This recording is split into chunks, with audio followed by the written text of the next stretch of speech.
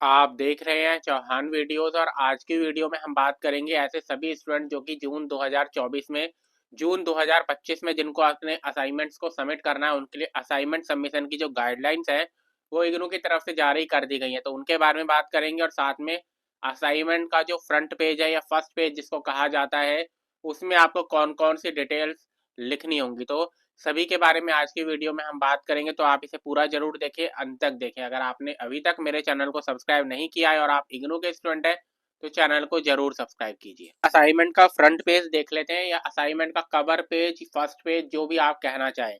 लेकिन यहाँ पर मैं आपको ये जानकारी दे दूं कि जरूरी नहीं है कि आपके पास एग्जैक्टली यही पेज होना चाहिए। आपको जो मेन चीज यहाँ पर देखनी होती है वो ये देखनी होती है कि डिटेल्स क्या क्या है और उन डिटेल्स को आपको अपना जो भी आपका फर्स्ट पेज होगा उसमें वो सारी डिटेल्स होनी चाहिए। जैसा कि आप यहाँ पर देख सकते हैं कि सबसे पहले आपको अपना नाम लिखना है, फिर इनरोलमेंट नंबर लिखना है, फिर प्रोग्राम कोड लिखना है, फिर कोर्स कोड लिखना है, फिर आपका कौन सा सेशन है, जून 2025 है तो जून 2025 आप लिखेंगे, फिर अपना मोबाइल नंबर और ईमेल आईडी लिखना है। अब क्योंकि आप नए असाइनमेंट नए तरीके से, खासकर लॉकडाउन के बाद जो ऑनलाइन भी असाइनमेंट सबमिशन किया जा रहा है उनमें भी आपका mobile number email ID important हो जाता है। और चाहे आप ऑफलाइन भी अपने असाइनमेंट्स को सबमिट कर रहे हैं, अब आपको ईमेल आईडी और मोबाइल नंबर लिखना जरूरी है। पहले यहाँ पर आपका एड्रेस वगैरह लिखा जाता था लेकिन अब उसको हटा दिया गया है, अब उसको लिखने की इतनी ज़्यादा ज़रूरत नहीं है। उसकी बजाय आप अपना मोबाइल नंबर ईमेल आईडी जरूर लिखें। उसके बाद आपका स्टडी सेंटर कोड और जिस दिन आप अपने असाइनमेंट्स को सबमिट कर रहे हैं उस डेट को लिखकर यहाँ पर आप साइन कर देंगे और आपका जो असाइनमेंट का फ्रंट पेज है वो तैयार हो गया। जरूरी नहीं है कि आपको यही असाइनमेंट का फ्रंट पेज चाहिए, लेकिन अगर आप इसको डाउनलोड करना चाहते हैं तो मेरे टेलीग्राम चैनल से आप इसको डाउनलोड कर सकते हैं। मेरे टेलीग्राम चैनल का लिंक आपको इस वीडियो के डिस्क्रिप्शन बॉक्स में मिल जाएगा। इस फॉर्मेट में आपको अपना असाइनमेंट का फ्रंट पेज बनाना है। अब असाइनमेंट की गाइडलाइन के बारे में बात कर लेते हैं। तो वाराणसी रीजनल सेंटर की तरफ से असाइनमेंट सबमिशन की गाइडलाइन जारी कर दी गई है, जिसमें सबसे पहले तो ये जानकारी दी गई है कि आपका जो असाइनमेंट का वेटेज होता है वो 30% होता है। 30% आपका वेटेज होता है असाइनमेंट का, यानी कि 70% आपके थ्योरी एग्जाम का वेटेज होता है और 30% आपका असाइनमेंट का वेटेज होता है। असाइनमेंट कहाँ से डाउनलोड करने हैं वैसे तो मैंने आपको बार बार बताया भी है, लेकिन यहाँ पर इग्नू की तरफ से लिंक भी अवेलेबल किया गया कि आप कहाँ पर से अपने असाइनमेंट्स को सबमिट कर सकते हैं। उसके बाद सत्र कार्य को बनाया कैसे जाए। जितने भी स्टूडेंट है, जैसे असाइनमेंट का फ्रंट पेज तो मैंने आपको बता दिया।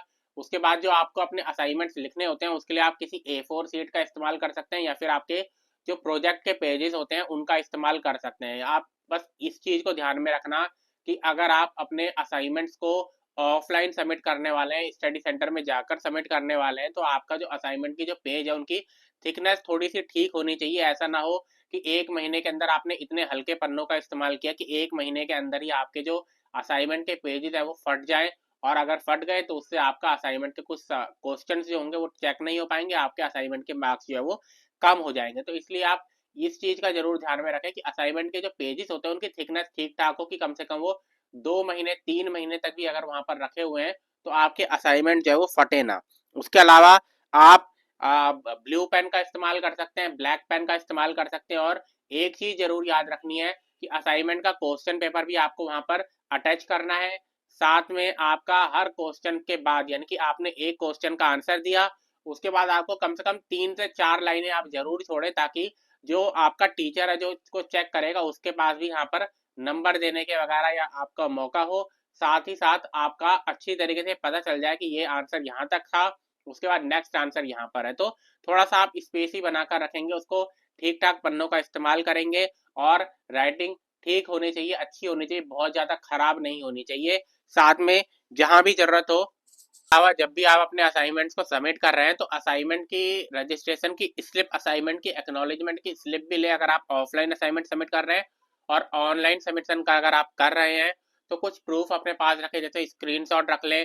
असाइनमेंट के जो स्कैन्ड पेजेस होंगे, असाइनमेंट का जो PDF होगा वो आपके पास होगा, उसको तब तक डिलीट ना करें जब तक कि आपके असाइनमेंट जो है वो चेक ना हो जाएं। असाइनमेंट के जो ओरिजिनल आपने बनाया होगा उसको भी अपने पास रखें, तब तक कम से कम रखें जब तक कि आपके असाइनमेंट के जो मार्क्स हैं वो लग ना जाए। उसके बाद आपके जो असाइनमेंट का स्टेटस है वो 2 से 3 महीने में अपडेट हो जाता है। इसके बारे में मैंने आपको काफी बार जानकारी दी है कि कम से कम आप मान के चलिए 3 महीने का टाइम आपका लग जाता है।